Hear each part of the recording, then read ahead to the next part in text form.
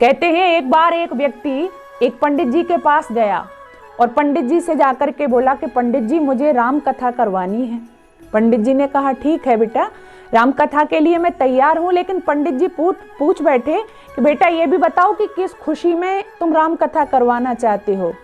तो व्यक्ति उछल पड़ा, कहता है पंडित जी मेरा बहुत दिनों से एक केस चल रहा था कोर्ट में, आज मैं उसमें जीत गया हूँ, इस खुशी में मैं राम कथा करवाना चाहता हूँ। पंडित जी ने कहा बेटा कैसा केस था, क्या जीत गए हो? तो वो व्यक्ति कहता है बड़ी प्रसन्न होकर के प्रसन्नता पूर्वक कि पंडित जी मेरा भाई के खिलाफ कोर्ट में मुकदमा था और आज मैं उसको जीत गया हूँ, सारी प्रॉपर्टी मेरी हो गई है, इसलिए मैं आपके पास दौड़ा हुआ आया हूँ कि मुझे राम कथा करवानी है। राम में मेरी अटूट श्रद्धा है, मैं राम का भक्त हूँ।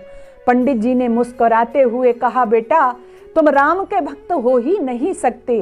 अरे तुम राम की जय जयकार करते हो, राम का कीर्तन करते हो, राम का गुणगान करते हो और भाई के खिलाफ कोर्ट में मुकदमा लड़के सारी प्रॉपर्टी अपने नाम करके इतने खुश हो रहे हो। बेटा राम कथा तुम्हारा कल्याण नहीं करेगी।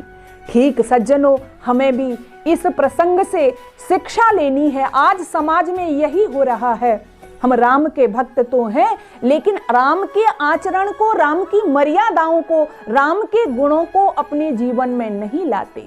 हम राम नाम का कीर्तन बहुत करते हैं।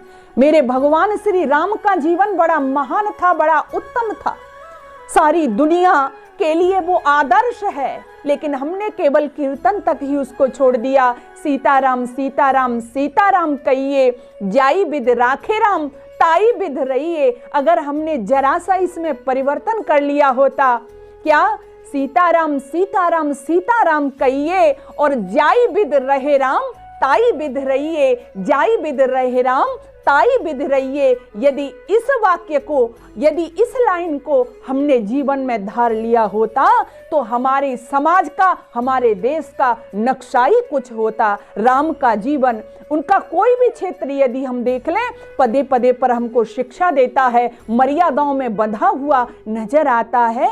तो ये हम गुणगान राम का करें, चरित्र की पूजा करें, चित्र घर में लगाएं, लेकिन चरित्र की सुगंधी से जब हमारा जीवन महकेगा, उनके आचरण से जब हम अपने आचरण को महकाएंगे, तभी हम एक स्वस्थ समाज, अच्छी समाज, राममय समाज को जन्म दे सकते हैं।